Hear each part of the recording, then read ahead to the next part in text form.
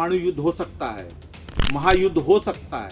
उसमें बहुत कुछ खून खराबा, खुराफात, तबाहियां, ये सारी चीजें भी होती हैं। दुनिया थर्ड वर्ल्ड वॉर में चली गई है, ऐसा क्यों लग रहा है आपको? और फिर अगर ऐसा है तो इंडिया कहां खड़ा है? आप ये समझ लें कि हम बहुत तरीके के हाइब्रिड सिचुएशन में फंसे हुए हैं, लेकिन मल्टीपोलैरिटी एक रियलिटी कल को होने जा रही है, इसमें किसी को दो राय नहीं होनी। अभी दुनिया में 40 से ज्यादा जगहों पे लड़ाइयां चल रही हैं पूरे दुनिया में, तो एक बड़ा स्टेज सजा हुआ है और उसमें कहीं कहीं ये चीजें हो रही हैं। कुछ लोगों ने तो भविष्यवाणी भी कर दी है कि हो जाएगा 27-30 तक विश्व युद्ध हो जाएगा। अब जो आपने टैंक चला लिए, तोप चला लिए, जहाज बम बरसा लिए, मिसाइल हो गया, ड्रोन हो गया, सब हथियार तो आपने इस्तेमाल कर लिए। अब आखिरी हथियार यही सब तो बचते हैं, एटम बम बचता है, हाइड्रोजन बम बचता है।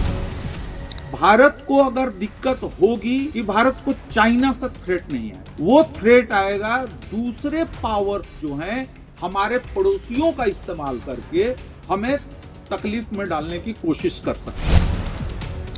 कई सारे बड़े प्लेयर्स जो हैं वो आज के डेट में एग्जिस्टेंस के सवाल से भी जूझ रहे हैं कि मैं बचूंगा कि नहीं बचूंगा।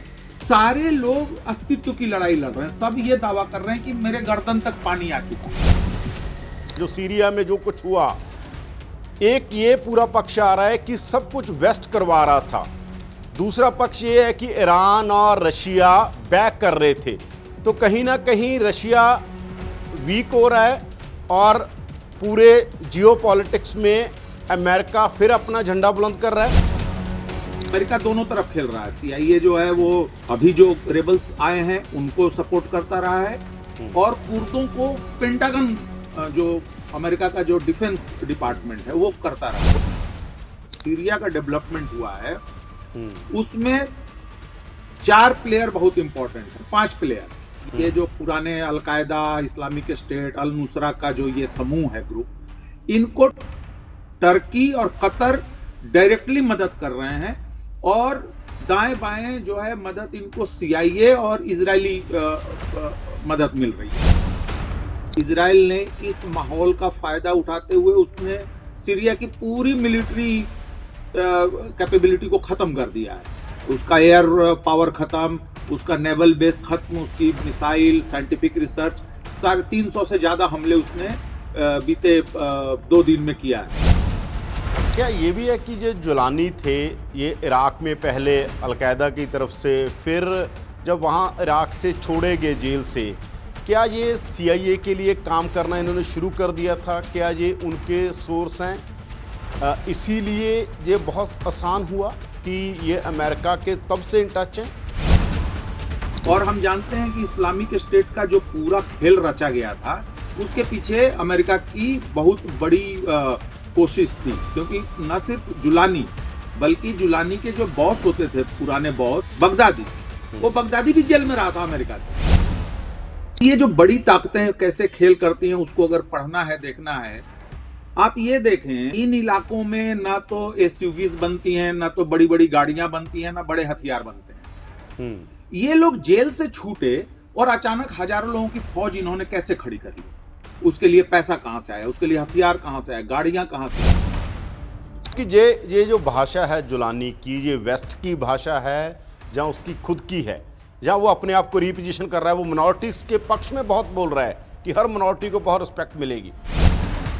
कि अल जुलानी का अगर आप इतिहास देखेंगे तो ये अपनी पोजिशनिंग को लगातार बदलते रहे। जैसे मैंने कहा कि 2014 में उन्होंने ये कहा, जब वो इसी इंटरव्यू में उन्होंने ये भी कहा है कि मेरी उम्र उस समय कम थी जब बात आई कि गर्दन काटने के लिए। लिटरली ये इन्होंने गर्दन काटे हैं लोगों को जब ये इस्लामिक स्टेट में थे। जियोपॉलिटिकल रियलिटी क्या है? क्या सीरिया, क्या अल जुलानी का शासन जो है वो बिना ईरान, इराक, टर्की और गल्फ कंट्रीज के गुडविल के बिना चल सकता है क्या? कतर इतना इंपॉर्टेंट क्यों हो गया? ये अल जजीरा भी कतर गवर्नमेंट का फंडेड चैनल है ना, अल जजीरा। तो ये कतर हम देख रहे हैं पिछले दिनों में, पिछले समय में कतर बहुत इंपॉर्टेंट हो गया प्रकाश सर। अरब स्प्रिंग्स चल रही थी 2011 में, अल जजीरा उसको आगे बढ़ाने में, उसको हवा देने में बहुत बड़ी भूमिका निभाई थी। लेकिन कोई उलट के पूछ दे कि भाई तुमको तो इजिप्ट में डेमोक्रेसी चाहिए, तुमको सीरिया में डेमोक्रेसी चाहिए और कतर में क्यों नहीं डेमोक्रेसी चाहिए? माने कि जब अमेरिका या इजराइल, जब तुर्की भी जाके, क्योंकि तुर्की रशिया के भी साथ माना जाता है और साथ दे रहा है, वहाँ पर आप कहेंगे कि CIA का साथ दे रहा है अगर हम कहें, तो क्या ये माने कि वर्ल्ड मल्टीपोलर वाली बात नहीं है? चाइना को अगर हम थोड़ा साइड पर रख दें। ग्लोबल साउथ और दुनिया के लोगों ने देखा है, डॉलर को भी हथियार के रूप में इस्तेमाल कर रहे हैं, जियोपॉलिटिक्स को भी इस्तेमाल कर रहे हैं, और एक बहुत लंबे समय तक इन्होंने जो मोरल हवा खड़ा किया हुआ है डेमोक्रेसी का, फ्रीडम का, वो भी है इनके साथ। अमेरिका बेसिकली इंडिया को जियोपॉलिटिकली रीपोजिशन करने के लिए, क्योंकि वो चाहता है कि चाइना को मैं यहीं, क्योंकि चाइना को आसपास सब जगह, जापान है, इंडोनेशिया है, आसपास सब जगह वो साउथ चाइना सी में सब जगह घेर रहा है, पर इंडिया कहीं ना कहीं अपने आप को बैलेंस कर रहा है, तो वो नहीं चाहता कि इंडिया बैलेंस हो। तो क्या ये दबाव मानेगा इंडिया? क्या इंडिया नहीं रीपोजिशन करेगा अपने आप को? नहीं, फिर हम देखिए, इस खित्ते में भी देखे, क्योंकि हमने बांग्लादेश देख रहे हैं, क्योंकि सीधा कहा गया कि डोनाल्ड लू वहाँ आए और बांग्लादेश में ये हो गया। डोनाल्ड लू पर यहाँ भी, इंडिया में भी एलिगेशन लग रहे हैं। ये जो खिलाड़ी हैं अमेरिकी पॉलिटिक्स में, या जैसे जॉर्ज सोरोस जैसे लोग, ये तो अपना खेल हमेशा करेंगे, और इनफैक्ट बांग्लादेश में जो डेवलपमेंट है वो हमारे लिए बहुत बड़ा सरदर्द होने वाला है।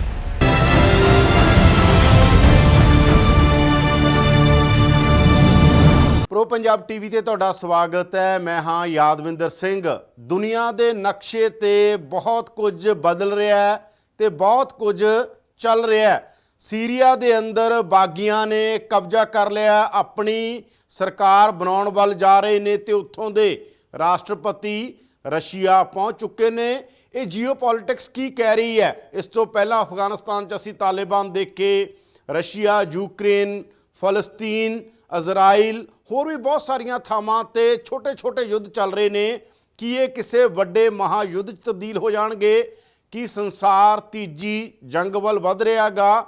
ਇਸ ਮਸਲੇ ਤੇ ਗੱਲ ਕਰਨ ਲਈ ਸਾਡੇ ਨਾਲ ਪ੍ਰਕਾਸ਼ ਕੇ ਰੇ ਨੇ, ਜਿਹੜੇ JNU ਦੇ ਸਕਾਲਰ ਰਹੇ ਨੇ ਤੇ ਨਾਲ ਦੀ ਨਾਲ ਬਹੁਤ ਸਾਰੇ ਅਖਬਾਰਾਂ 'ਚ ਲਿਖਦੇ ਰਹੇ ਨੇ, ਟਵਿੱਟਰ ਤੇ ਬੜੇ ਸਰਗਰਮ ਨੇ, ਔਰ ਜੀਓਪੋਲਿਟਿਕਸ ਤੋਂ ਲੈ ਕੇ ਸਿਨੇਮਾ ਤੱਕ ਨੂੰ ਬਹੁਤ ਬਰੀਕੀ ਨਾਲ ਜਾਣਦੇ ਨੇ। ਗੱਲਬਾਤ ਕਰਦੇ हैं, स्वागत करते हैं। प्रकाश भाई, स्वागत है आपका बहुत बहुत प्रो पंजाब टीवी पर। बहुत बहुत शुक्रिया, धन्यवाद। सबसे पहले शुरुआत में इस बात से करना चाहता हूं कि कैसे देख रहे हैं आप इन ये जो डेवलपमेंटें हो रही हैं, जो सीरिया में जो कुछ हुआ। एक ये पूरा पक्ष आ रहा है कि सब कुछ वेस्ट करवा रहा था, दूसरा पक्ष ये है कि ईरान और रशिया बैक कर रहे थे। तो कहीं ना कहीं रशिया वीक हो रहा है और पूरे जियोपॉलिटिक्स में अमेरिका फिर अपना झंडा बुलंद कर रहा है। निश्चित रूप से यह तो है, साफ है कि सीरिया में जो कुछ भी हुआ है वो रूस के लिए बहुत बड़ा झटका है, बहुत बड़ा झटका है, क्योंकि मिडिल ईस्ट में, पश्चिम एशिया में सीरिया उसका एक बड़ा इंपॉर्टेंट बेस था, और वो बेस पॉलिटिकली भी था, जियोपॉलिटिक्स के हिसाब से भी और मिलिट्री के हिसाब से भी, क्योंकि रूस का जो मिलिट्री बेस है दुनिया में अलग अलग जगहों पे, तो जो फॉर्मर सोवियत यूनियन था उनके देशों के अलावा सिर्फ सीरिया में ही उसका बेस था। एक नेवल बेस था, नेवी का, और एक एयर बेस था, जिससे कि वो अफ्रीका में भी अपना कुछ एक्सपेरिमेंट कर रहा था या अपना प्रभाव बढ़ा रहा था। तो एक तो झटका है, लेकिन आप अगर ग्लोबली देखें या यूक्रेन का भी मसला देखें, ब्रिक्स जिस तरीके से आगे बढ़ रहा है, चीन और रूस की जिस तरीके से जुगलबंदी चल रही है, तो मैं इसको ऐसे नहीं देखता कि रूस कमजोर हो रहा है, लेकिन उसके लिए एक झटका है। ईरान जरूर कमजोर हुआ है, क्योंकि हमास के साथ जो हुआ, हिजबुल्लाह का लीडरशिप को जो क्रिपल किया इजराइल ने, और अब सीरिया, तो हिजबुल्लाह को कोई भी मदद पहुंचानी है तो उसका रास्ता जो है वो सीरिया से होके जाता था, अब वो रास्ता बंद हो जाएगा। और अभी आपने देखा है कि इजराइल ने इस माहौल का फायदा उठाते हुए उसने सीरिया की पूरी मिलिट्री कैपेबिलिटी को खत्म कर दिया है। उसका एयर पावर खत्म, उसका नेवल बेस खत्म, उसकी मिसाइल, साइंटिफिक रिसर्च, 350 से ज्यादा हमले उसने बीते 2 दिन में किया है। और अभी आज इजराइल के प्राइम मिनिस्टर ने यह भी कह दिया कि सीरिया का जो गोलान हाइट्स एरिया है वो हमारा ऑफिशियल हिस्सा है। इजराइल ने उसको अपने में एनेक्स करने को अब ऑफिशियल बना दिया। आज उन्होंने ये घोषणा की है। तो हम ये देख रहे हैं कि देखिए, अमेरिका, रूस, ये जो कुछ पावर्स हैं, तो एक तो वो पावर्स हैं जिनका ग्लोबल इन्फ्लुएंस है, दुनिया भर में उनका कहीं ना कहीं कमोबेश जो है चलता रहता है। और कुछ पावर्स हैं जो रीजनल पावर्स हैं, जैसे कि मान लीजिए कि अगर हम वेस्ट एशिया की बात करें तो टर्की है, इजराइल है, ईरान है, सऊदी अरब है, अमीरात है, कतर है। तो ये लोग भी अपने अपने खेल कर रहे हैं। जैसे कि ये पूरा जो सीरिया का डेवलपमेंट हुआ है उसमें 4 प्लेयर बहुत इंपॉर्टेंट है, 5 प्लेयर। एक, जो ये रेबल्स आए हैं, ये जो पुराने अलकायदा, इस्लामिक स्टेट, अल नुसरा का जो ये समूह है, ग्रुप, इनको टर्की और कतर डायरेक्टली मदद कर रहे हैं, और दाएं बाएं जो है मदद इनको CIA और इजरायली मदद मिल रही है। एक मदद ये मिल रही है कि इंटेलिजेंस या वो सारी चीजें। और दूसरी चीज आपने देखा कि पिछले कई महीनों से, जब से ये गाजा का पूरा मसला शुरू हुआ है, तो हर हफ्ते एवरेज 3-4 हमले सीरिया पर भी इजराइल के होते रहे हैं, जिससे कि बशर अल असद की कैपेबिलिटी कमजोर हुई। और दूसरी तरफ रशिया और ईरान, जो पिछले 8 सालों से बशर अल असद की सरकार को सपोर्ट कर रहे थे, उनको एक तरीके से बचा के रखा हुआ था, वो थे। एक खेल चल रहा है सीरिया में काफी समय से, करीब वो भी 8-10 साल से। सीरिया के 40% हिस्से पर कुर्दों का कब्जा है, जो अगेन अमेरिकी सपोर्ट कर रहा है। अमेरिका दोनों तरफ खेल रहा है। CIA जो है वो जो अभी जो रेबल्स आए हैं उनको सपोर्ट करता रहा है, और कुर्दों को पेंटागन, जो अमेरिका का जो डिफेंस डिपार्टमेंट है, वो करता रहा है। वो इराक में भी करते थे। इराक में भी यही करते थे। और कुर्दों वाला मसला इसलिए मैं ज्यादा अंडरलाइन कर रहा हूं कि एक तो उनके पास 40-45% इलाका है इस सीरिया का। दूसरे, जो सीरिया के ज्यादातर तेल और गैस के जो कुएं हैं और जो इलाके हैं और खेती के जो इलाके हैं, वो कुर्दों के कब्जे वाले इलाके में है। तो उसकी वजह से बशर अल असद की गवर्नमेंट को पैसे आना, रिसोर्सेज आना, ये सारी चीजें कई सालों से बंद हो चुकी थी। तो वो भी एक फैक्टर रहा जिसकी वजह से वो कमजोर हुए, और अल्टीमेटली उनकी आर्मी, उनके पास पैसे नहीं, आर्मी को देने के लिए पैसा नहीं। तो जब आप ही नहीं लड़ पाएंगे तो रशिया और ईरान, खासकर जब रशिया यूक्रेन और वेस्ट अफ्रीका में जब बहुत सारे गेम में फंसा हुआ है, ईरान बहुत झटका खा चुका है पिछले 1-1.5 साल में। तो ऐसे में ईरान और रूस जो है एक हद से ज्यादा मदद की स्थिति में नहीं थे। क्या जजमेंट थी? क्या रूस और ईरान को जजमेंट थी कि ये होगा? देखें, अभी जो जिस 10 दिनों में जैसा पूरा ये गेम हुआ है, तो निश्चित रूप से वो किसी की समझ से बाहर था मसला। लेकिन 8 तारीख से लेकर 10 तारीख आज के बीच में जो ये 48 घंटे 2-3 दिन बीते हैं, तो अब थोड़ी थोड़ी चीजें समझ में आ रही हैं। और ये चीजें समझ में आ रही हैं, नेताओं के बयान खुद आ रहे हैं।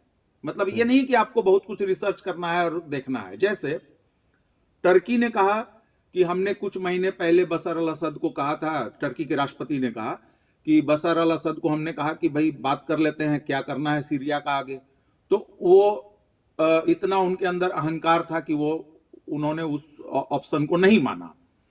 ईरान के विदेश मंत्री ने कल कहा है कि हमने कई महीने पहले उनको कहा था कि रेबल ग्रुप्स जो हैं वो मोबिलाइज कर रहे हैं, लोगों को जुटा रहे हैं, और वो एक बड़े ऑपरेशन की कोशिश कर सकते हैं।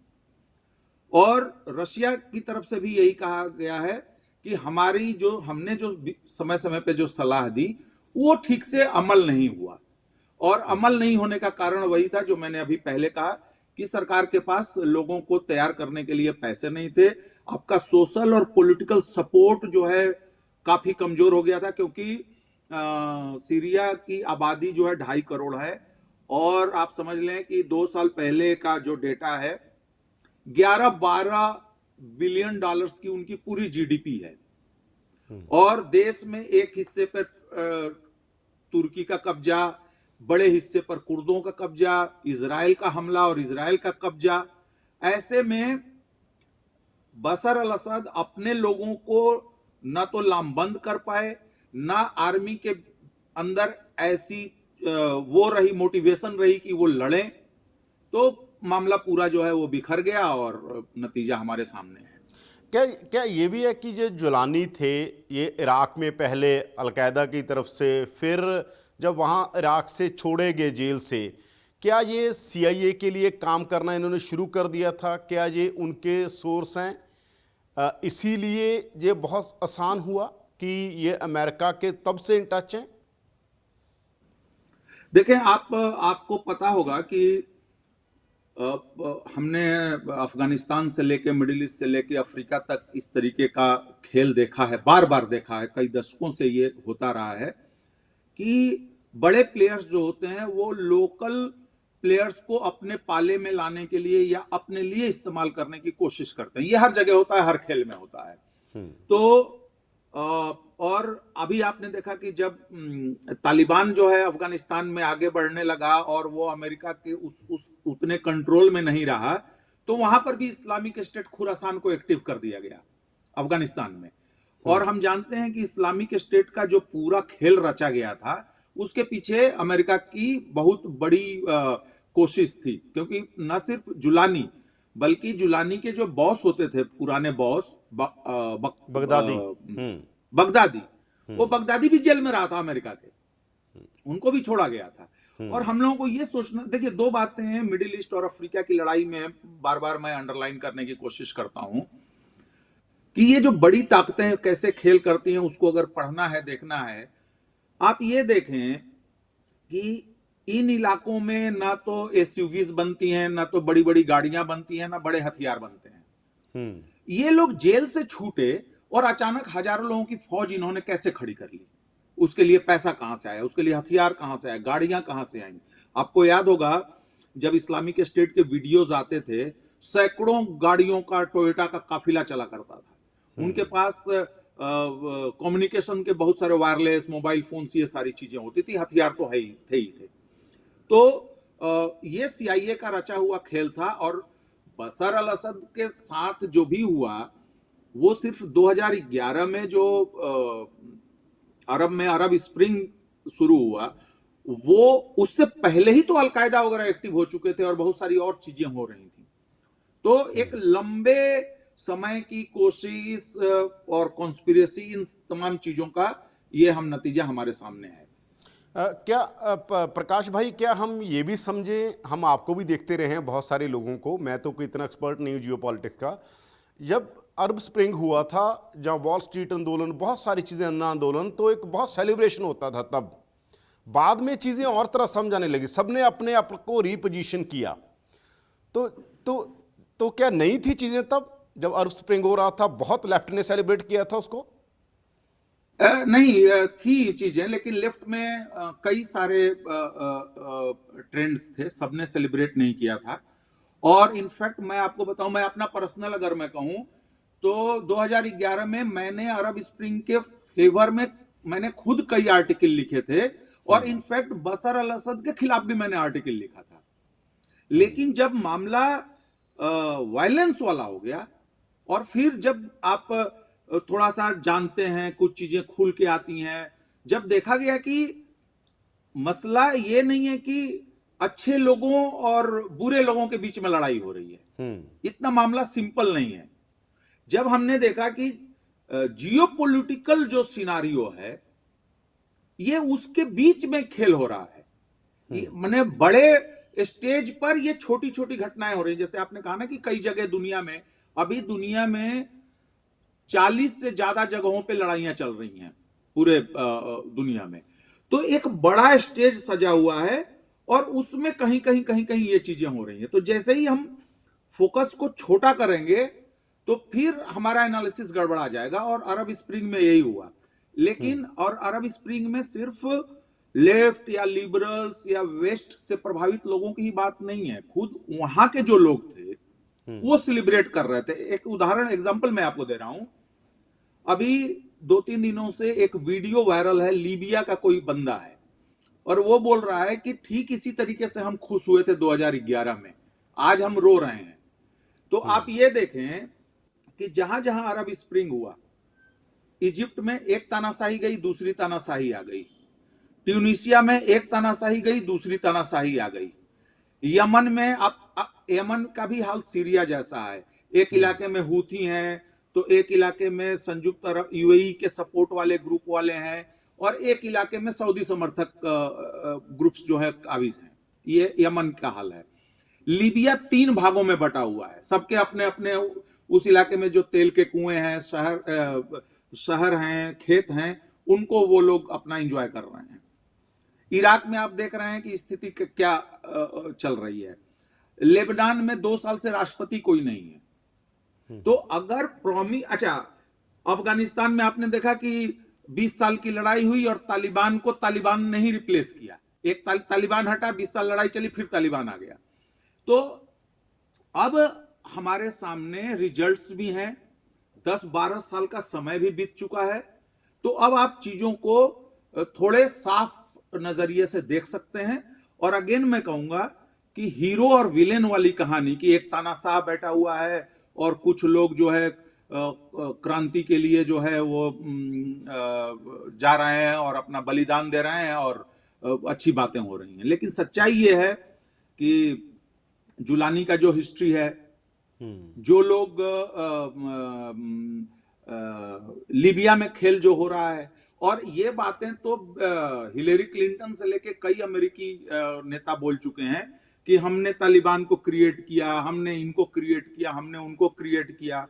डोनाल्ड ट्रंप जब राष्ट्रपति थे तो उनका वीडियो है, ऑन रिकॉर्ड वो बोल रहे हैं कि मैंने कहा सीरिया में जाओ और वहां से तेल ले आओ, बस ज्यादा उसमें ज्यादा टेंशन नहीं करनी है, ज्यादा एफर्ट नहीं हमको लेना है, और वो हमारी मिलिट्री ने किया। उसी तरीके से उन्होंने कहा कि तालिबान और इस्लामिक स्टेट जब अफगानिस्तान में लड़ रहे थे तो मैंने अपने जनरलों को बोला कि तुम्हें क्या प्रॉब्लम है, ये लोग आपस में लड़ रहे हैं तो तुम क्यों बीच में घुस रहे हो।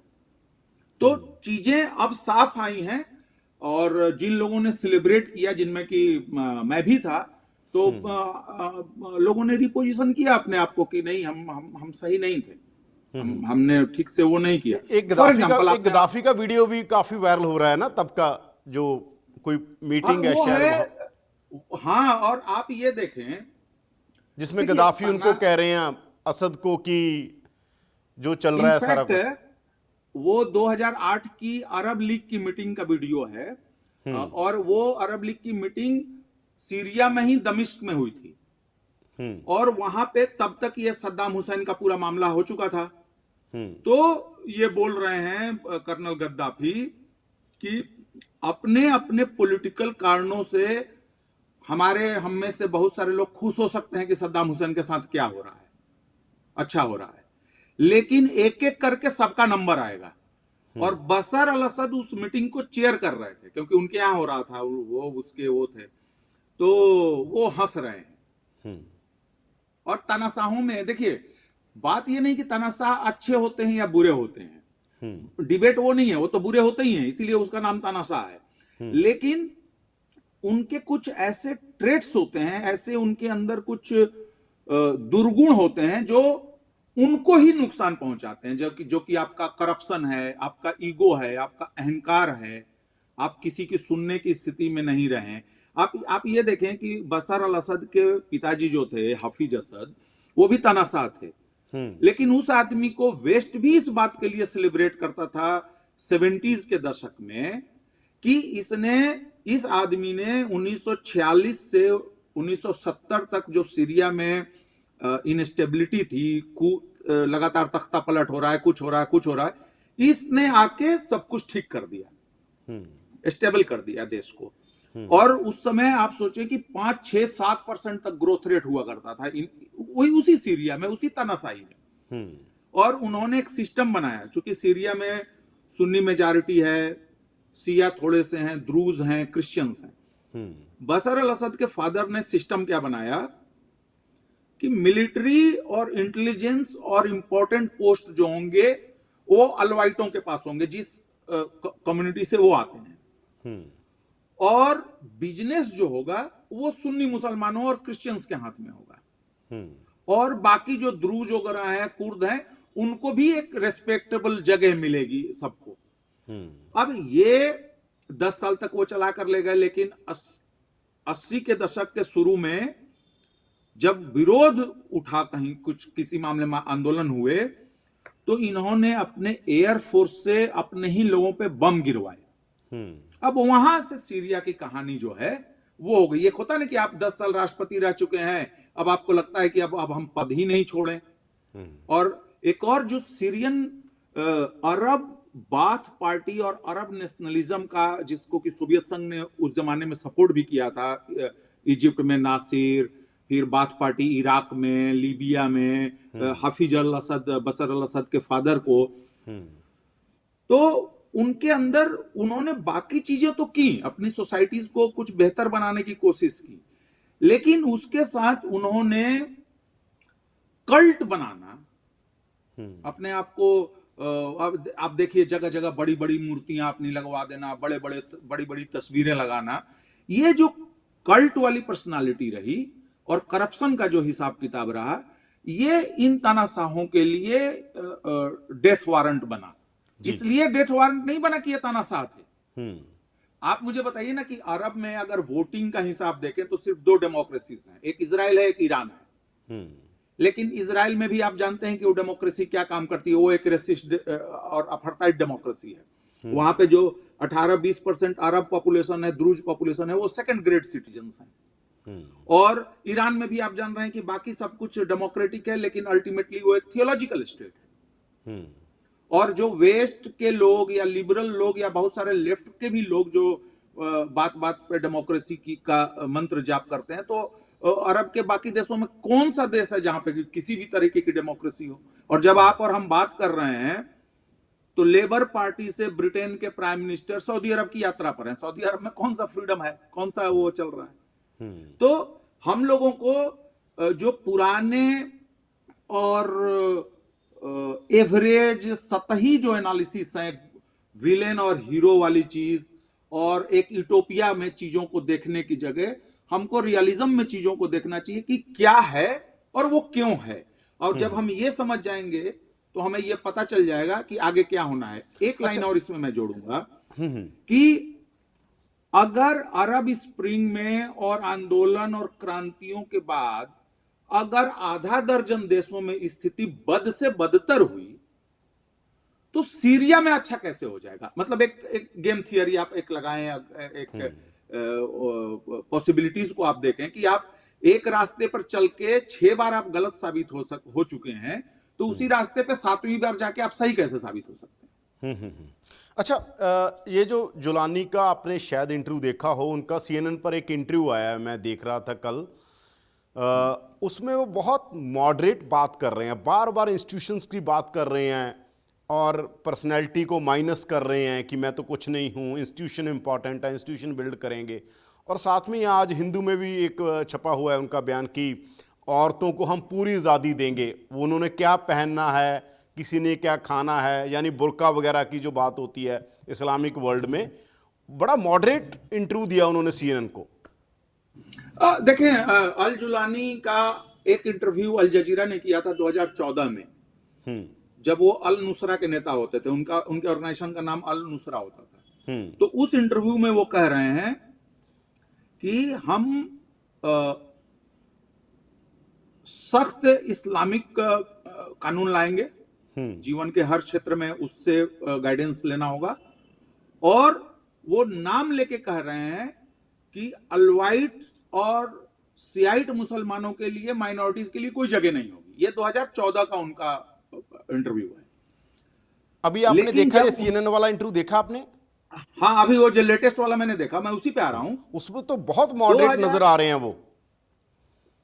देखिए, अल जुलानी का अगर आप इतिहास देखेंगे तो ये अपनी पोजिशनिंग को लगातार बदलते रहे। जैसे मैंने कहा कि 2014 में उन्होंने ये कहा, जब वो इसी इंटरव्यू में उन्होंने ये भी कहा है कि मेरी उम्र उस समय कम थी जब बात आई कि गर्दन काटने के लिए। लिटरली ये इन्होंने गर्दन काटे हैं लोगों के, जब ये इस्लामिक स्टेट में थे, अलकायदा में थे, इन्होंने एक्सेप्ट किया है कि उम्र मेरी कम थी।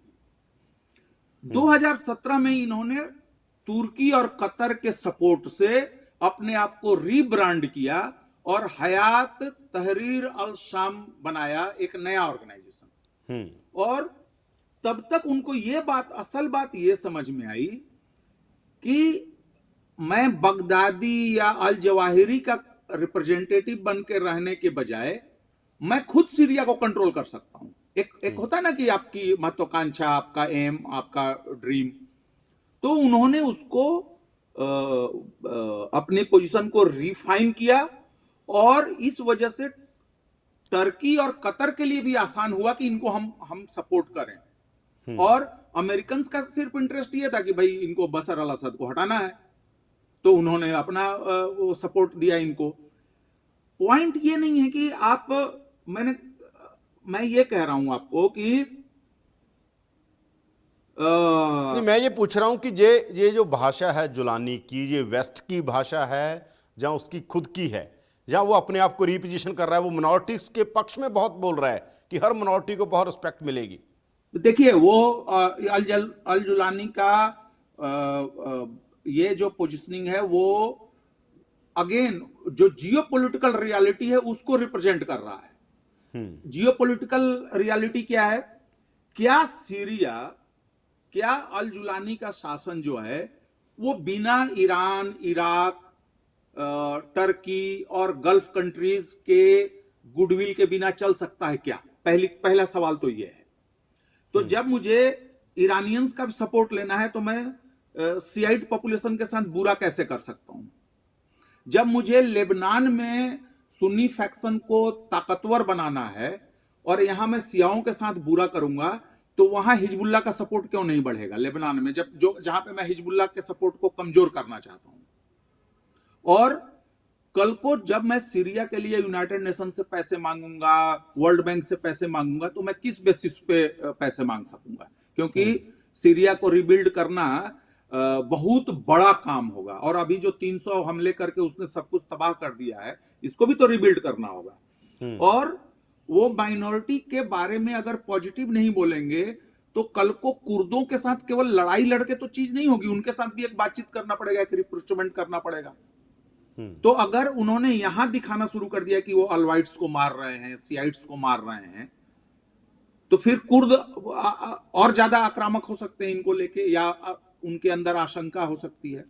और रशिया या ईरान या बाकी वेस्ट के जो बहुत सारे ग्रुप्स हैं या पॉलिटिक्स है वहां ये बात उठ सकती है कि यार ये किस आदमी को हमने वहां सपोर्ट कर दिया। या ईरान ये कह सकता है, या रशिया ये कह सकता है कि देखो हमने तो आगाह किया था कि ये तो इस्लामिक स्टेट है, ये तो अलकायदा है। तो कोई भी समझदार आदमी अल जुलानी की जगह हो तो वो यही करेगा। और एक लास्ट चीज मैं आपको बता दूं, जब हम माइनॉरिटी कह रहे हैं, माइनॉरिटी शब्द यूज कर रहे हैं सियाइट्स के लिए, अलवाइट्स के लिए, द्रूज या कुर्द के लिए, तो हमें एक चीज याद रखना चाहिए कि ये सारे लोग चाहे अलग अलग रिलीजन या अलग अलग सेक्ट्स के हो सकते हैं, लेकिन ये उस एंशिएंट धरती पर, सीरिया क्रेडल ऑफ सिविलाइजेशन है, सिविलाइजेशन उस इलाके से शुरू हुई है, ये लोग उस इलाके में हजारों साल से रह रहे हैं। तो आप उनके साथ, कोई भी गवर्नमेंट आती है, कोई भी शासन आता है, मतलब उसको किसी भी तरह, बुरा से बुरा भी अगर शासन आता है, उसको किसी भी हालत में ये मोरल राइट नहीं है कि उनको वो छुए, उनको वो डिस्टर्ब करने या तबाह करने की कोशिश करे। और आपने देखा कि जिन्होंने बड़ी ताकतें थी, जो अलकायदा के सुप्रीमो जो थे, उनको अफगानिस्तान में तो शांति का मसीहा कहा गया,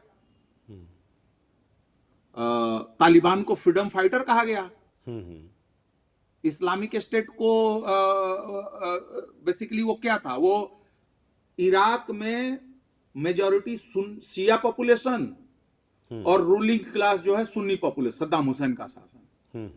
तो शियाओं के बीच में ईरान का प्रभाव न बढ़ जाए, ईरान ज्यादा जो है वहां इन्फ्लुएंशियल ना हो जाए, इस वजह से इस्लामिक स्टेट को वो किया गया, जो 4-5 साल तक जो तबाही वहां चली। और आप ये देखिए ना कि जो भाड़े के लोग हैं उनकी एक प्रवृत्ति होती है, चाहे वो अफगानिस्तान में भी आप देखेंगे, पाकिस्तान में भी आप देखेंगे, आप अफ्रीका में भी देखेंगे कि ये ग्रुप्स, इन ग्रुप्स में बहुत सारे ऐसे होते हैं जो रेंट होते हैं, आप भाड़े पे ले सकते हैं उनको, और वो पाला बदलते हैं एक दूसरे के उसमें इसमें। आज जो तालिबान आप देख रहे हैं, इस तालिबान के कॉन्फ़िगरेशन को आप देखेंगे 20 साल पहले के तालिबान के कॉन्फ़िगरेशन में तो बहुत फर्क है। इसमें बहुत सारे नए ग्रुप्स भी आ गए हैं। जैसे फॉर एग्जांपल अशरफ गनी जो राष्ट्रपति थे, जिनको भागना पड़ा देश छोड़ के तालिबान के आने के बाद, उनके भाई तालिबान के सपोर्टर हैं आज के डेट में। तो कहने का मेरा मतलब है कि पोजीशनिंग शिफ्ट हो रही है। और अगर जुलानी सचमुच में ऐसा करते हैं, हालांकि वीडियो भी आ रहे हैं कि क्रिश्चियन मोहल्ले में 10-10 गाड़ियां ले जाके लोग वहां पे माहौल खराब कर रहे हैं। एक वीडियो आया है जिसमें कि लोगों को उनकी गर्दनों पे पैर रख के और ये रेबल्स जो हैं उनको टॉर्चर कर रहे हैं। तो अभी हम लोगों को थोड़ा इंतजार करना पड़ेगा। लेकिन एक लाइन इसमें और जोड़ दूं, जुलानी की इस बात को कुछ हद तक लागू होते हुए भी हम देख रहे हैं। जैसे शियाओं के लिए बहुत पवित्र जगह है दुनिया भर के शियाओं के लिए, वो है दमिश्क में इनकी जो बड़ी पुरानी मस्जिद है, मैं भी नाम भूल रहा हूं उसका। हाँ, इनकी हुसैन हसन की बहन की जैनब, सैयदना जैनब की जो वो जगह है, तो वहां पे ताला खुला और पूरा सिक्योरिटी और वो सब व्यवस्था करके वहां सिया गए, उन्होंने अपना वहां प्रेयर किया, फातिहा पढ़ा, जो भी होता है। तो अच्छा है कि ये हो, लेकिन मैं समझता हूं कि माइनॉरिटी राइट्स के साथ साथ एक और बड़ा इशू है कि मैं सवाल करता जाऊं, आप बात पूरी पे रखना। ये कतर इतना इंपॉर्टेंट क्यों हो गया? ये अल जजीरा भी कतर गवर्नमेंट का फंडेड चैनल है ना, अल जजीरा।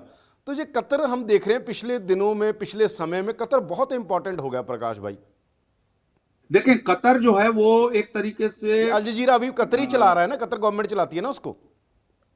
कतर के जो शेख हैं वो उसके मालिक हैं, उनका अपना पर्सनल है, वो फंडेड नहीं है, उनका एक बिजनेस है वो। और इसीलिए आप उसके कवरेज में भी आप वो चीज आप देख सकते हैं, वो असर देख सकते हैं। देखें, एक याद होगा आपको, एक जमाना था जब दुनिया में कोई भी कॉन्फ्लिक्ट होता था तो उसकी मीटिंग नॉर्वे में होती थी। जैसे कि श्रीलंका में ये लिबरेशन टाइगर्स का वो सब चलता था उस जमाने में। और कोई भी ये जिनको टेररिस्ट कहा जाता है या रेबेल कहा जाता है, जो भी, वो लोग आमने सामने बैठ के नॉर्वे में बातचीत कर लेते थे और कभी समझौते भी हो जाते थे, कभी कुछ अच्छा नतीजा भी निकलता था। कतर ने पिछले कुछ सालों में अपने आप को उस जगह पोजीशन किया है, रिसोर्स रिच जगह है, उसके पास बहुत वो है। और देखिए वहां गल्फ कंट्रीज जो हैं, ओमान, सऊदी अरब, अमीरात, तो ऑलरेडी मुस्लिम वर्ल्ड में भी, उस रीजन में भी और ग्लोबली भी सऊदी अरब का एक इन्फ्लुएंस का हिस्ट्री रहा है। और संयुक्त अरब अमीरात 1980 के दशक से बहुत आगे बढ़ा है, खासकर दुबई, शारजाह, मसादे सबके डेवलपमेंट के साथ वो एक ग्लोबल हब बना है, हांगकांग, सिंगापुर की तरह। तो वैसे में कतर जो है उसने अपने आप को एक ग्लोबल मिडिल पावर के रूप में एस्टेब्लिश करने की कोशिश की है। तो उसमें दो चीजें हुई हैं। उसने दोहा को इंटरनेशनल एयर रूट का हब बना दिया। जैसे तालिबानों की मीटिंग वहीं होती थी। हाँ, और दोहा में उन्होंने तालिबान को भी जगह दी, उन्होंने हमास को भी जगह दी और भी ग्रुप्स को जगह दी। और कोई भी बात करने के लिए अगर मूड बना रहा हो तो भाई आप हमारे यहाँ आइए, आप लोग आपस में बात करके अपना झगड़ा जो है निपटा लीजिए, हम जितना मदद कर सकते हैं करेंगे। इसी खेल में चूंकि अब अपने इन्फ्लुएंस को बढ़ाने का खेल है, तो उनको एक तरफ ईरानियन इन्फ्लुएंस से भी लड़ना है और दूसरी तरफ सऊदी अरब और अमीरात को भी थोड़ा सा प्रेशर बनाना है। तो ये कतर ही था जिसने, आपको याद होगा, पिछले दशक में सऊदी अरब और कतर के बीच में डिप्लोमेटिक संबंध खत्म हो गए थे कई साल तक। अभी भी कुछ साल पहले उन्होंने अपने अपने राजदूत बुला लिए थे, बोलाचाली बंद हो गया था। और कतर के ही दबाव डालने के चलते 2012 में सीरिया को अरब लीग से निकाला गया था, जिसको कि वापस पिछले साल लिया गया। और उसमें कतर ने सपोर्ट नहीं किया, लेकिन विरोध भी नहीं किया, वीटो नहीं किया। तो कतर ने अपने आप को एक मिडिल पावर के रूप में, एक रीजनल पावर के रूप में उसकी वो एक महत्वाकांक्षा है। और चूंकि आपने अल जजीरा का नाम लिया है, तो अल जजीरा भी उस महत्वाकांक्षा का एक टूल है। मतलब मैं ये नहीं कह रहा हूं, कुछ चीजें अल जजीरा पे अच्छी भी आती है, मैं उसको उस तरीके से नहीं कह रहा हूं, लेकिन वो भी आपको याद होगा जो अरब स्प्रिंग्स चल रही थी 2011 में, अल जजीरा उसको आगे बढ़ाने में, उसको हवा देने में बहुत बड़ी भूमिका निभाई थी। लेकिन कोई उलट के पूछ दे कि भाई तुमको तो इजिप्ट में डेमोक्रेसी चाहिए, तुमको सीरिया में डेमोक्रेसी चाहिए, और कतर में क्यों नहीं डेमोक्रेसी चाहिए? तो कतर, और आप जानते हैं जैसे इंडिया का ही अगर आप मामला लें, तो हमारा सारा जो बहुत सारा जो गैस हम खरीदते हैं एलएनजी, वो तो हम कतर से ही खरीदते हैं। और कतर में बहुत बड़ी संख्या में भारतीय, पाकिस्तानी, बांग्लादेशी काम भी करते हैं। तो एक वो रीजनल पावर है, उसके पास रिसोर्सेज हैं। और अभी उसने दूसरी डिप्लोमेसीज भी शुरू की हैं, जैसे अभी उन्होंने वर्ल्ड कप फुटबॉल अपने यहाँ कराया, उन्होंने अमेरिका से भी अच्छा रखा है, उन्होंने रशिया से भी अच्छा रखा है, उन्होंने चीन से भी अच्छा रखा है। पर एक दौर है जब कभी पहले सोवियत यूनियन थी, सोवियत यूनियन गई, वो अपना बिजी हो गए, रशिया ने आके अमेरिका ने आके पूरा ये कैप्चर कर लिया। उसको लगा कि यहाँ पर तेल है, रिसोर्स वॉर थी बेसिकली, जो वॉर ऑन टेररिज्म कहा गया, उस बेसिकली वो रिसोर्स वॉर थी। तो अभी दोबारा जो एक दौर में कहा जाता था कि वर्ल्ड तो यूनिपोलर हो गया है, उसके बाद अब मल्टीपोलर वर्ल्ड की बात होती, तो हम ये माने कि जब अमेरिका या इजराइल, जब तुर्की भी जाके, क्योंकि तुर्की रशिया के भी साथ माना जाता है और साथ दे रहा है, वहाँ पर आप कहेंगे कि सीआईए का साथ दे रहा है अगर हम कहें, तो क्या ये माने कि वर्ल्ड मल्टीपोलर वाली बात नहीं है? चाइना को अगर हम थोड़ा साइड पर रख दें। देखें, इसमें एक तो चीज ये है कि इसमें कोई दो राय नहीं है, और सारे डेटा और सारे जो टेंडेंसीज हैं वो उधर ही इशारा कर रही हैं कि दुनिया मल्टीपोलर हो रही है बाय डिफॉल्ट, बाय डिजाइन। जैसे कि G7 की जो कलेक्टिव इकोनॉमी है और ब्रिक्स की जो कलेक्टिव इकोनॉमी है, और दुनिया के जो देश देख रहे हैं, जैसे मान लीजिए जो सीरिया में भी हुआ, ईरान में आपने पीछे देखा जो उनके राष्ट्रपति की वो हवाई दुर्घटना में मौत हुई थी, उसकी मेन वजह ये थी कि हवाई जहाज खरीदने, कल पुर्जे खरीदने पर आर्थिक पाबंदी है अमेरिका की। तो ईरान जो है बहुत सारी चीजें अपना रिन्यू नहीं कर पा रहा है। सीरिया क्रिपल्ड कर दिया गया इकोनॉमिक सैंक्शन से। वो तो रूस बहुत बड़ा रिसोर्सफुल देश है, इसलिए वो बचा हुआ है, उसके ऊपर भी यही हाल है।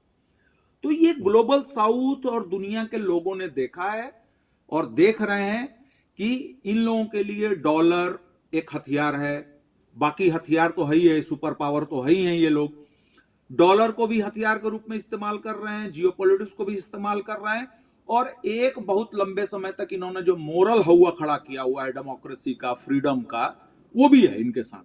तो दुनिया अब अपने अपने इंटरेस्ट को देख रही है। और आप ये अब कौन क्या पोजीशन ले रहा है वो एक अलग बहस है, लेकिन टर्की हो, कतर हो, इंडिया हो या और कोई देश हो जो अपनी पोजीशनिंग कुछ बनाने की कोशिश कर रहा है, तो वो भी उसी महत्वाकांक्षा का पार्ट है कि हम यूनिपोलर वर्ल्ड के दबाव में नहीं रहेंगे, हम अपना भी कुछ खुराफात करेंगे, फॉर गुड और फॉर बैड। तो अभी जैसे आपने सुना होगा कि हमारे देश में प्राइम मिनिस्टर या फॉरेन मिनिस्टर बार बार ये कहते हैं कि हमारी जो विदेश नीति है वो विदेश नीति इंडिपेंडेंट एंड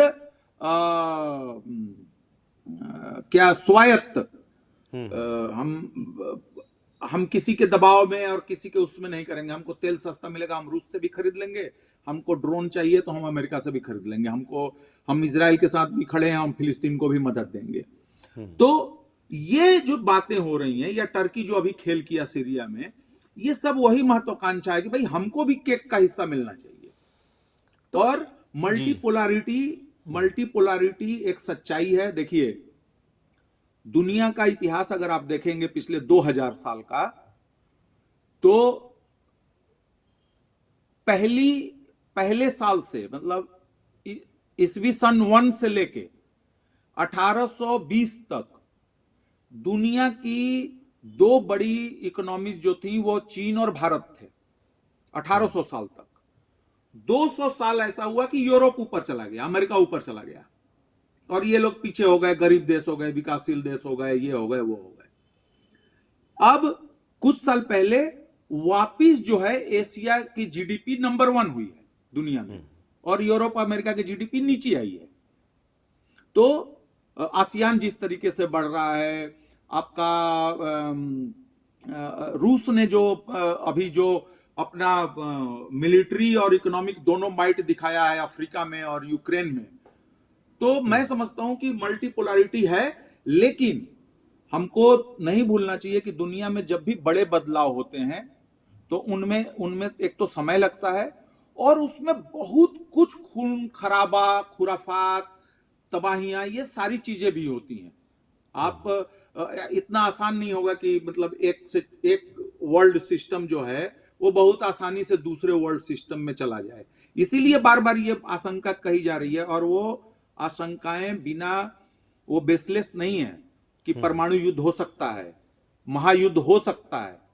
और ये जो आपने शुरू में अपने इंट्रो में बोला कि ये जो दुनिया में बहुत जगहों पे जो ये लड़ाइयां छोटी छोटी चल रही हैं, ये किसी महायुद्ध का बैकग्राउंडर नहीं है, बल्कि महायुद्ध का पार्ट है। वो ऑलरेडी वो हो रहा है, और ये हाइब्रिड वार है। ये सिर्फ मिलिट्रीज नहीं लड़ रही हैं, इकोनॉमिक मोर्चे पर हो रहा है। आपके जीने, खाने, रहने, इन सारी चीजों को, अब किसको पता है कि बिटकॉइन क्या होता है, किसको पता है कि आर्टिफिशियल इंटेलिजेंस कहां लेकर जाएगा, किसको पता है कि हम फूड जो खा रहे हैं, खाना खा रहे हैं, उसके क्या हिसाब किताब हो रहे हैं।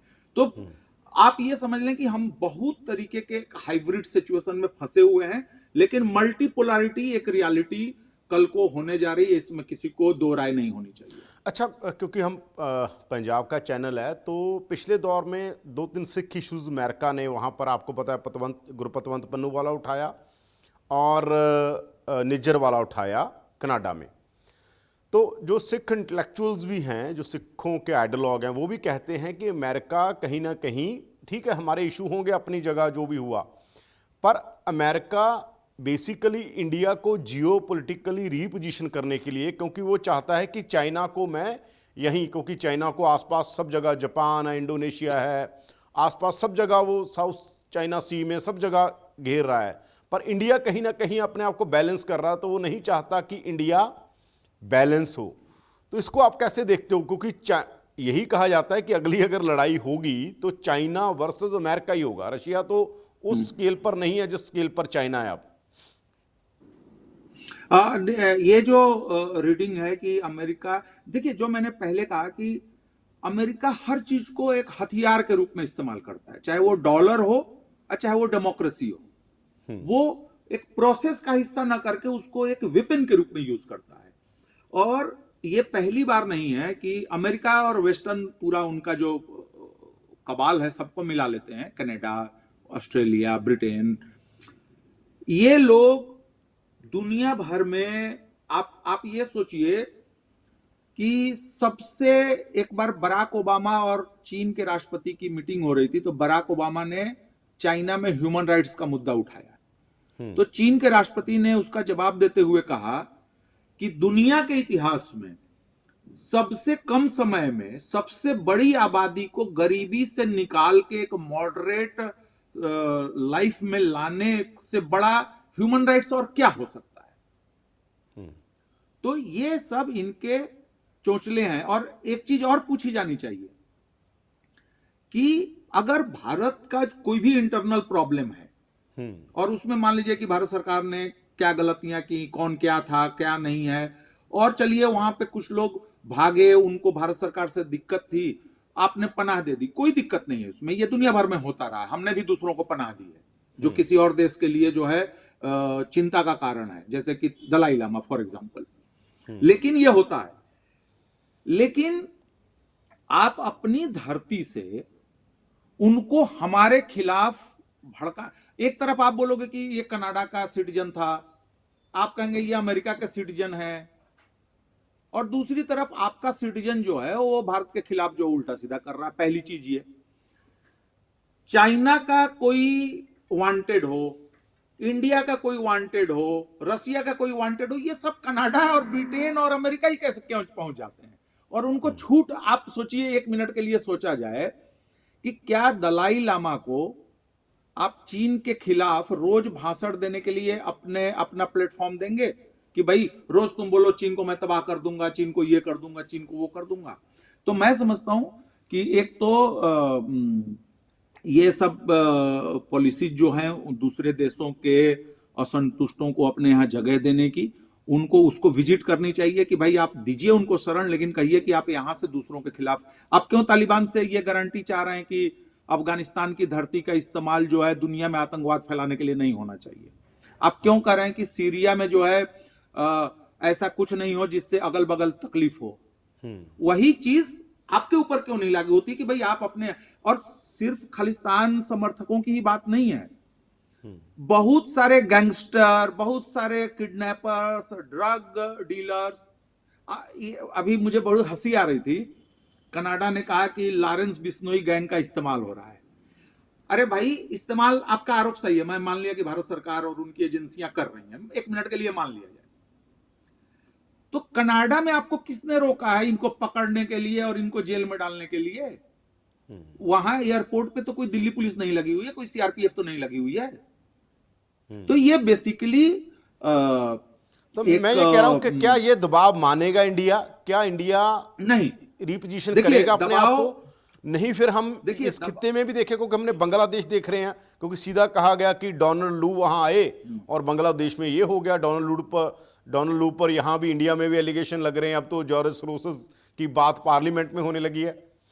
देखिए, ये जो खिलाड़ी हैं अमेरिकी पॉलिटिक्स में, या जैसे जॉर्ज सोरोस जैसे लोग, ये तो अपना खेल हमेशा करेंगे, और इनफैक्ट बांग्लादेश में जो डेवलपमेंट है वो हमारे लिए बहुत बड़ा सरदर्द होने वाला है, इसमें कोई डाउट नहीं है, वो दिखने भी लगा है। लेकिन हमारे लिए, हम दबाव में तब आ सकते हैं जब ये पता चले कि किस मुद्दे पे दबाव डालने की कोशिश की जा रही है। क्या चाइना से हम रिलेशन को नॉर्मलाइज कर रहे हैं, दबाव उसके लिए है? क्या रूस से हम बहुत ज्यादा क्लोज हो जाएंगे, या उसको हम इंटरनेशनल लेवल पे पॉलिटिकल सपोर्ट करने लगेंगे, जैसे यूक्रेन का मसले पे? क्या उसके लिए दबाव है? क्या इसके लिए दबाव है कि साउथ एशिया में या इंडो पैसिफिक में या हिंद महासागर में जो है अमेरिका ये कह रहा है कि हमारे और हमारे एलाइज के लिए तुम जो है अपना दरवाजा खोलो? तो पहले हमको ये देखना पड़ेगा कि ये प्रेशर का एजेंडा क्या है, और मुझे लग रहा है कि भारत अभी दो लेवल पे भारत के पास एक वो है, लिवरेज है, भारत के पास एक एडवांटेज है। एक कि हमें चाइना से बना के रखना है, तो हमें अमेरिका से भी बना के रखना है, क्योंकि दोनों हमारे बड़े बिजनेस पार्टनर हैं। उसी तरीके से इन इकोनॉमीज को भी भारत की जरूरत है, क्योंकि हम दुनिया की सबसे बड़ी आबादी हैं और सबसे बड़ा मार्केट है, तो वो भी एक एस्पेक्ट है। दिक्कत यह है कि भारत सरकार क्या डिप्लोमेटिकली, पॉलिटिकली अपने, आप दूसरे उसमें आप जाके कनाडा को बोल रहे हो कि प्रूफ दो, और आपका पूरा यहां सपोर्ट बेस जो है वो हल्ला कर रहा है कि घर में घुस के मार रहे हैं। तो मुझे लगता है कि पॉलिटिकली, डिप्लोमेटिकली भी हमें थोड़ा मैच्योरिटी दिखानी चाहिए, और हर आरोप पर बौखला कर रिस्पॉन्स देने की भी जरूरत नहीं है। वो मैच्योरिटी मुझे लगता है कि हमें दिखानी पड़ेगी, मतलब भारत सरकार को भी दिखानी पड़ेगी, और भारत के अंदर मीडिया और जो ट्रोल आर्मी करती रहती है वो भी एक उस पर भी ध्यान देने की जरूरत है। अच्छा, एक ये बताइए, हिस्टोरिकली ये ऐसा क्यों है कि वेस्ट एशिया सबसे ज़्यादा, हम अगर पिछले सालों में देखें, सबसे ज़्यादा गड़बड़ वाली जगह, सबसे ज़्यादा पंगे, सबसे ज़्यादा ये छोटी छोटी लड़ाइयाँ सबसे ज़्यादा ग्रुप्स, सबसे ज़्यादा नई नई चीज़ों की फॉर्मेशन, इसको आप क्या हिस्टोरिकली कैसे देखते हैं वेस्ट एशिया को? देखिए, वेस्ट एशिया के साथ दो बड़ी चीजें हैं। वेस्ट एशिया और माने अरब का वर्ल्ड जो है, ईरान को भी आप जोड़ लें, ये सभ्यता के, सिविलाइजेशन के क्रेडल, पालना कहे जाते हैं, जहां से सभ्यताएं बनी, शुरू हुई। मिस्र की सभ्यता, मेसोपोटामिया, टर्की, सारा ये बहुत इनका इतिहास जो है कितना साल पहले जाता है, हजारों साल पहले जाता है। तो बाय डिफॉल्ट वो एंशियंट पीरियड से ही वो बैटल ग्राउंड्स हैं, वो पूरा इलाका जो है वो, वहां लड़ाइयां आज से नहीं चली है। बहुत सारे लोग कह देते हैं कि इस्लाम, यहूदी, क्रिश्चियनिटी का मसला है, वो तो बाद में आ रहा है ना। एक समय था तो यहूदी धर्म भी नहीं था, लेकिन जो हिब्रू थे, जो इजराइलाइट्स थे, वो इजराइल के फराओ के यहां गुलाम हुआ करते थे, पिरामिड बनाते थे, पत्थर ढोते थे। या उससे भी पहले बेबीलोनिया की सभ्यता थी, तो उन्होंने इजराइलाइट्स को पकड़ के गुलाम बनाया हुआ था, जिसको कि फारस के, ईरान के बादशाह ने उनको आजादी दिलाई थी।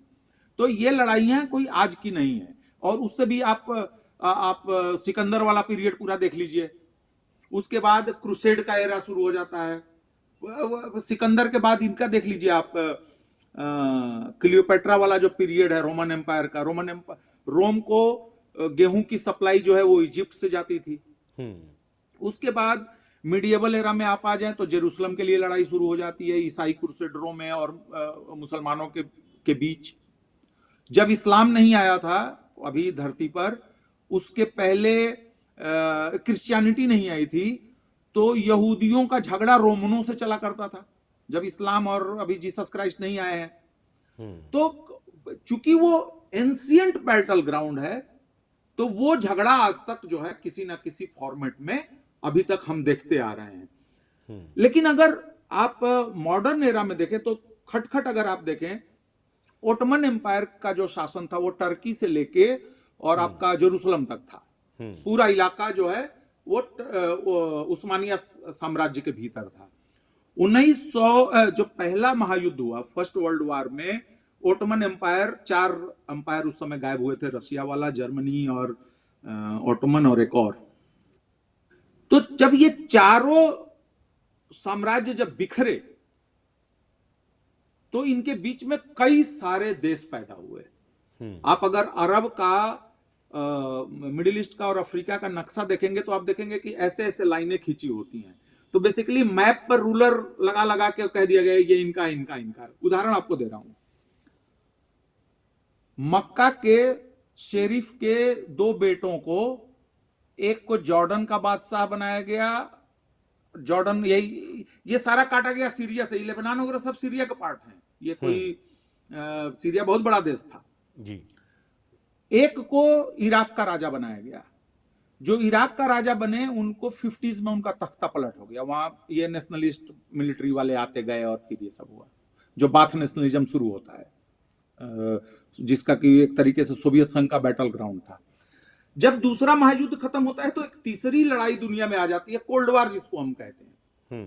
अब जहां भी खेलना है तो दोनों खेल रहे हैं, यूनाइटेड वेस्ट भी खेल रहा है, सोवियत यूनियन भी खेल रहा है। तो जॉर्डन और इराक में तब वो मक्का शरीफ के बेटे थे। वो मक्का उस समय ओटोमन एम्पायर का हिस्सा था। अब मक्का अब टूट जाएगा और मक्का के लिए अलग से लड़ाई शुरू हो जाएगी, जो कि 30s में आके अल सऊद फैमिली सऊदी अरबिया बनाएगा ब्रिटेन के सहयोग से। तो दूसरे बेटे आप कह रहे हो कि इराक में, दूसरे कहां थे? एक को जॉर्डन का राजा बनाया, एक को इराक का राजा बनाया। क्योंकि मक्का का जो शेरिफ होगा वो भी तो एक एलीट बड़ा आदमी होगा ना, कोई ऐसा थोड़ी है कि। और जॉर्डन में अभी जो बादशाह हैं, जॉर्डन के जो राजा हैं, वो उसी हसमाइट फैमिली से हैं। वो उनका चला आ रहा है। इराक वाला मामला खत्म हो गया। फर्स्ट वर्ल्ड वॉर का जो ओटोमन एम्पायर का जो पतन हुआ, उसका हैंगओवर, और उस समय 1923 में, जैसे 1919 में वर्साई की संधि हुई थी, 1923 में एक संधि हुई जिसको कि तुर्की के लोग कहते हैं कि ये हमारे लिए बहुत अपमान का मसला है। और टर्की के माइंडसेट में ये चीज चलती रहती है कि थोड़ा हमारा बढ़ना चाहिए था, और इन्होंने बढ़ाया भी है। जैसे एंटियोक एक जगह है जिसको आज के डेट में हम अंताक्या कहते हैं, वो सीरिया का है लेकिन वो टर्की के पास है। और लॉन्ग टर्म में अगर सीरिया का अलेपो, इदलिब अगर ये टर्की के पास चला जाए तो हमें आश्चर्य नहीं होना चाहिए, क्योंकि टर्की की यह महत्वाकांक्षा का हिस्सा है। और उसी तरीके से ईरान को लगता है कि भाई जो सियाइट पॉपुलेशन है उस पे हमारा वो बना रहे, कमांड बना रहे। सऊदी अरबिया और टर्की के बीच में एक और फाइट है कि सुन्नी मुस्लिम वर्ल्ड में किसकी ज्यादा सुनी जाए, किसका ज्यादा इन्फ्लुएंस हो, वो भी एक मसला है। और तेल का जो आपने पहले बोला कि रिसोर्स वार आज से नहीं हो रहा है गल्फ वार से, बल्कि ईरान की क्रांति का पूरा मसला तेल से जुड़ा हुआ है कि कैसे ब्रिटिश पेट्रोलियम वहां पे क्या करता था, और जो वहां के राजा थे, शाह थे, वो प्रो वेस्ट थे, अपनी अय्यासी करते थे। और खोमैनी और उनके मुल्ला ब्रिगेड ने जो है लोगों को, गरीबों को लामबंद किया और उन्होंने खेला कर दिया। और आपको याद होगा ईरान में तो एक लेफ्टिस्ट प्राइम मिनिस्टर 50s में बना था, उसको चलने नहीं दिया गया, उसको डिपोज करके राजा अपना पावर पूरा कंट्रोल में ले लिया। तो मिडिल ईस्ट की अंदरूनी राजनीति, और अंदरूनी राजनीति में सीरिया के मामले में क्यों बार बार कहा जा रहा है कि बाहर के लोग दखल ना दें, क्योंकि पश्चिम एशिया में बाहरी प्लेयर्स जो है लगातार कुछ ना कुछ हरकत जो है वो करते रहते हैं। और गल्फ की कंट्रीज इसलिए बची रहती हैं क्योंकि उनके रिसोर्सेज वेस्ट एंजॉय करता है और उससे जो ये कमाई करते हैं उस कमाई को वो दो खर्चा करते हैं। प्रकाश एक भाई, खर्चा करते हैं। प्रकाश भाई, ये क्या ये हाँ, माना जाए कि ये जो बिलीफ्स हैं हमारे, बहुत सारी आइडियोलॉजीज, बिलीफ या डेमोक्रेसी वर्सेस अदर्स, तो ये सारी चीजें बस बनाई गई हैं? क्योंकि जब ईरान में भी क्रांति हुई थी तो पोस्ट मॉडर्निस्टों ने बहुत सेलिब्रेट किया था ना। इसका मतलब कोई भी प्रोजेक्ट कहीं पहुंचेगा, मतलब जो देखिए जो डेमोक्रेसी का, जब हम अमेरिका के बारे में भी कहते हैं कि कितना डबल स्टैंडर्ड है, तो क्या मैं ये पूछ रहा हूं, क्या वाकई किसी, जो कहा जाता है ना कि बहुत सारे लोग कहते हैं कि बंदा ही डेमोक्रेटिक नहीं होता, सोसाइटी कैसे होगी? तो जो इंटरनलाइजेशन है चीज़ों का, जो चीज़ों का इंटरनलाइजेशन है कि वाकई चीज़ें सोसाइटी में ट्रांसफॉर्मेशन हो रही है, जहाँ ट्रांसफॉर्मेशन होती होती सोसाइटी आगे बढ़ रही है, कुछ उसके ट्रांजिट पीरियड हैं। ऐसा लगता है, ऐसे लगता है कई बार कि पीछे चले गए, आगे आगे पीछे चले गए, ये पता ही नहीं चलता चीज़ों का। देखिए, मैं कहूंगा कि हम लोगों को इतना पेसिमिस्ट और निराशावादी नहीं होना चाहिए, क्योंकि देखिए जो हमारे रिलीजियस बिलीफ्स भी हैं, मान लीजिए, और इडियोलॉजीज हैं, पॉलिटिकल इडियोलॉजीज, या आप कोई कुछ चीज बनाने का ड्रीम कर रहे हैं या कोई चीज प्लान कर रहे हैं, अच्छा गुड वाला, ये इन सब में कॉमन थ्रेड क्या है? रिलीजन, पॉलिटिकल बिलीफ और एक मनुष्य के नाते हमारा क्रिएटिव ड्रीम। इसमें अंडरलाइन चीज ये है कि हम बेहतर हो सकते हैं, हम बेहतर कर सकते हैं, और मानवता ने किया है। आपने कहा कि हम पीछे जा रहे हैं कि आगे जा रहे हैं। आपको जानकर आश्चर्य होगा कि मिडिएबल पीरियड में दुनिया की 80% आबादी जो थी वो पॉवर्टी लाइन से नीचे थी। क्या मेहनत करने वाले लोग उस समय नहीं थे? क्या कारोबार करने वाले लोग नहीं थे? क्या लोग खेतों में नहीं जाते थे? क्या लोग दफ्तरों में नहीं काम करते थे? करते थे, लेकिन गरीबी थी। आज वो परसेंटेज बहुत कम हो गया है। पहले जो कितने साल लोगों की आयु होती थी, एवरेज आयु, आज कितनी है? आज हमारे पास कितने टूल्स हैं? अब रही बात कि वो कहावत है, अब कई बार होता है कि बंदर के हाथ में उस तरह चला गया तो अब वहां कहानी बिगड़ जाती है। लेकिन मैं मानता हूं, अरे इस्लामिक, मैं कहता हूं ईरान की इस्लामिक क्रांति को तो पोस्ट मॉडर्निस्टों ने बहुत सेलिब्रेट किया था, याद होगा आपको। किया था, लेकिन देखिए लेकिन अब वही बात है ना कि हम जब एनालिसिस करते हैं तो हमें तराजू लेके बैठेंगे तो फिर पता चलेगा कि कुछ अच्छा भी हुआ। अब जैसे शाह के गिरने के ठीक पहले शाह ने एक बहुत परसोपोलिस में बहुत बड़ा जलसा किया था। दुनिया भर के राजाओं, राष्ट्रपतियों, राजदूतों को बुलाया गया था। खरबों रुपए बहाए गए, उसमें आलिशान पार्टी हुई थी।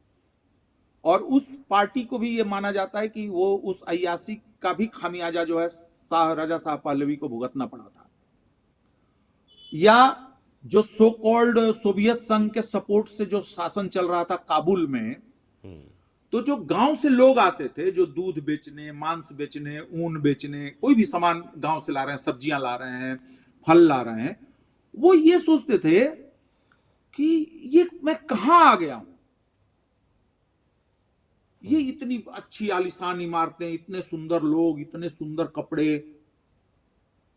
तो ये चीजें, चाहे वो ईरान हो, चाहे सूडान हो, या चाहे वो अफगानिस्तान हो, वो दिमाग में बात आई कि भाई कोई लूट रहा है ये हमें। तो वो जो सेंस आता है कि मैं आपका इनजस्टिस नहीं बर्दाश्त करूंगा। आप मेरा गला काटना चाह रहे हैं, आप प्लीज काट लीजिए, लेकिन तो आप उसको डिफीट मत मानिए कि बंदों के गर्दन कट गए, लोग हार गए, गांव के गांव तबाह कर दिए गए। वो डिफीट नहीं है, वो स्टेज है। और ये दुनिया में हुआ है। और मैं समझता हूं कि ईरानियंस की हालत जो है कुछ हद तक ठीक भी हुई। लेकिन अब वही बात है ना कि हम गुड बॉयज बैड बॉयज के चक्कर में पड़ के एनालिसिस में गड़ाते हैं कि अरे ईरान में थियोलॉजी है, नॉर्थ कोरिया में जो है तानाशाही है। लेकिन हम ये बात करना भूल जाते हैं कि उन पर आर्थिक पाबंदियां भी हैं। जैसे मैं पाकिस्तान के बारे में हमेशा कहता हूं कि पाकिस्तान में डेमोक्रेसी फेल नहीं हुई है। डेमोक्रेसी को सक्सेस करने के लिए अलाउ ही नहीं किया गया पाकिस्तान में। तो अच्छा, मैं समझता हूं कि असली जी आप अपनी बात रख दीजिए, अगले जो रह गई है लास्ट बस सवाल यही मैं है कर कि रहा हूं। सर प्रकाश भाई, मैं लास्ट सवाल कर दूं, मैं लास्ट सवाल कर दूं। क्या आप मानते हैं कि युद्ध दस्तक दे चुका है, दुनिया थर्ड वर्ल्ड वॉर में चली गई है? अगर मतलब ऐसा क्यों लग रहा है आपको, और फिर अगर ऐसा है तो इंडिया कहां खड़ा है, इंडिया क्या करेगा? देखिए, 3 कारणों से दुनिया जो है, मैं देख रहा हूं कि परमाणु युद्ध के कगार पर है। एक तो हमने कहा कि जो विश्व व्यवस्था बदल रही है, शिफ्टिंग हो रही है, तो उस शिफ्टिंग में जो है एक हम लोग जिसको कहते हैं ना ट्रांजिशन पीरियड से गुजर रहे हैं, जिसको हिंदी में बोलते हैं जैसे संक्रमण काल से गुजर रहे हैं। तो एक तो वो स्थिति है। दूसरी स्थिति यह है कि कई सारे बड़े प्लेयर्स जो हैं वो आज के डेट में एग्जिस्टेंस के सवाल से भी जूझ रहे हैं कि मैं बचूंगा कि नहीं बचूंगा। पहले की जो सिविलाइजेशंस थी, पहले के कुछ देश थे, उनके अंदर एक कॉन्फिडेंस भी था। जैसे अमेरिकन्स ने या चर्चिल ने या स्टालिन ने जब हिटलर के खिलाफ लड़ाई लड़ी तो वो कॉन्फिडेंस था, देखेंगे जो होगा, चलो लड़ो। आज की जो महाशक्तियां हैं उनके अंदर उस तरीके का सेंस जो है, मुझे लगता है सिर्फ मैं चाइना को देख पाता हूं उनके अटरेंसेज में, कि चाइना के पास अपना एक कॉन्फिडेंस है, आया है। लेकिन आप रशियंस को सुनिए, वो कह रहे हैं कि हमारे रशिया के एग्जिस्टेंस का सवाल है, नाटो बढ़ रहा है। वो नाटो वाले कह रहे हैं कि यूरोप के एग्जिस्टेंस का सवाल है। अभी कुछ समय पहले फ्रांस के राष्ट्रपति ने कहा कि यूरोप मर सकता है। अमेरिका का एग्जिस्टेंस का सवाल है, वो कह रहे हैं कि डॉलर को डिस्टर्ब करने की कोशिश करोगे तो टैरिफ लगा दूंगा। अब ईरान का जो रेजिस्टेंस है वो कमजोर हुआ है इजराइल के बरक्स, तो उसको लग रहा है कि अगली बार लाइन में हम हो सकते हैं।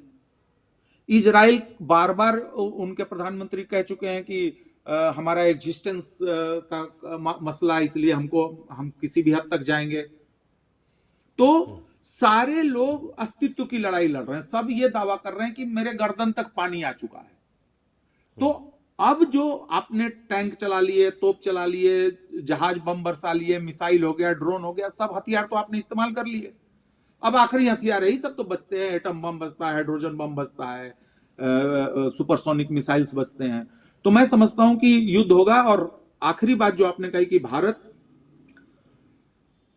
भारत को अगर दिक्कत होगी तो यह बात नोट करने की है, मेरी अपना प्रेडिक्शन है कि भारत को चाइना से थ्रेट नहीं आएगा। वो थ्रेट आएगा दूसरे पावर्स जो हैं हमारे पड़ोसियों का इस्तेमाल करके हमें तकलीफ में डालने की कोशिश कर सकते हैं। और वो ऑलरेडी एक तरीके से हम होता हुआ देख रहे हैं।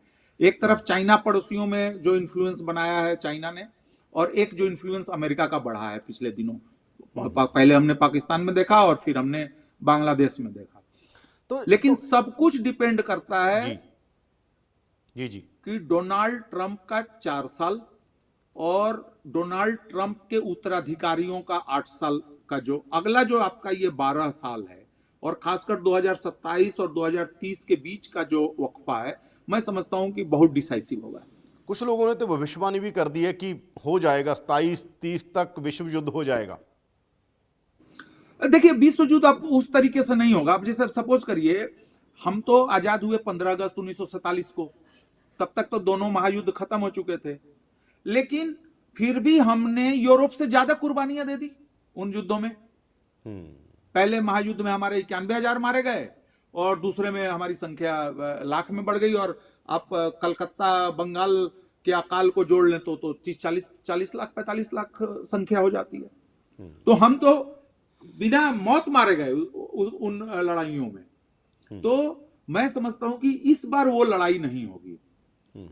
इस बार ये लड़ाई होगी कि बहुत सारे देश, और शायद भारत भी, जो कि किनारे खड़ा होके वो देख सकते हैं। मतलब उनको जरूरत नहीं है। हाँ, उनको दूसरे तरीके की दिक्कतें हो सकती हैं, जैसे उनका तेल महंगा हो सकता है, उनके यहाँ खाने पीने की चीजों की दिक्कत हो सकती है, उनके बिजनेसेस बर्बाद हो सकते हैं, ये सारे असर होंगे। लेकिन डायरेक्ट जिसको आप, अगर हम पहले 2 महायुद्धों के की तुलना में देखें, तो मैं समझता हूं कि इस बार कई सारे देशों के लिए राहत रहेगी। पर आप कह रहे हैं कि अगर परमाणु युद्ध के कगार पर खड़ा है, अगर परमाणु हथियार चल गए फिर तो दुनिया उस दिशा में चली जाएगी। हाँ, लेकिन अब ये आपने बिल्कुल सही चिंता जताई, क्योंकि देखें, आज के डेट में जो परमाणु बम है, या आज के डेट में बहुत सारे केमिकल्स और ये चीजें जो हैं, वो हिरोशिमा और नागासाकी के बम की तुलना में, मतलब वो बम कुछ नहीं थे जो आज जिस तरीके का हिसाब किताब है। तो मैं समझता हूं कि एक तो असर हो सकता है। इनफैक्ट कुछ एनालिस्ट तो ये कहने लगे हैं कि अगर न्यूक्लियर विंटर आएगा दुनिया में, तो कौन सा देश जो है बढ़िया रहेगा, सेफ रहेगा। तो उनके एनालिसिस में है कि न्यूजीलैंड पे सबसे कम असर होगा। तो ये सब भी कहा जा रहा है, लेकिन वो कहावत है ना कि सबसे अच्छे की उम्मीद करिए और सबसे बुरे के लिए तैयार भी रहिए। तो वही चीज है जी। धन्यवाद आपका प्रकाश भाई, बहुत बहुत धन्यवाद, आपने टाइम निकाला हमारे लिए। बहुत बहुत शुक्रिया। ਤਾਂ ਇਹ ਸੀ ਪ੍ਰਕਾਸ਼ ਕੇਰੇ, JNU ਦੇ ਸਕਾਲਰ ਨੇ। ਜੇ ਮੈਂ ਕਿਹਾ ਸਿਆਸਤ ਤੋਂ ਲੈ ਕੇ ਸਿਨੇਮਾ ਤੱਕ ਬੜੀ ਪੈਣੀ ਨਜ਼ਰ ਰੱਖਦੇ ਨੇ, ਜੀਓ ਪੋਲਿਟਿਕਸ 'ਤੇ ਬੜੀ ਜ਼ਬਰਦਸਤ ਅੰਡਰਸਟੈਂਡਿੰਗ ਆ। ਸੀਰੀਆ ਵੀ ਜਾ ਕੇ ਆਏ, ਹੋਰ ਬਹੁਤ ਸਾਰੀਆਂ ਥਾਵਾਂ ਦੇ ਉੱਤੇ ਲਗਾਤਾਰ ਕਮੈਂਟ ਵੀ ਕਰਦੇ ਨੇ, ਦੇਖਦੇ ਨੇ, ਲਿਖਦੇ ਨੇ। ਤਾਂ ਕਿਸ ਤਰ੍ਹਾਂ ਦੀ ਲੱਗੀ ਤੁਹਾਨੂੰ ਇਹ ਟਾਕ, ਤੁਸੀਂ ਜ਼ਰੂਰ ਦੱਸਿਓ। ਪੂਰੇ ਵਰਲਡ ਨੂੰ, ਖਾਸ ਤੌਰ 'ਤੇ ਸੀਰੀਆ ਦੇ ਹਵਾਲੇ ਨਾਲ ਅਸੀਂ ਫਰੋਲਣ ਦੀ ਕੋਸ਼ਿਸ਼ ਕੀਤੀ, ਡੀਕੋਡ ਕਰਨ ਦੀ ਕੋਸ਼ਿਸ਼ ਕੀਤੀ, ਤਾਂ ਕਿ ਤੁਹਾਡੀ ਅਤੇ ਸਾਡੀ ਅੰਡਰਸਟੈਂਡਿੰਗ ਬਿਹਤਰ ਹੋ ਸਕੇ।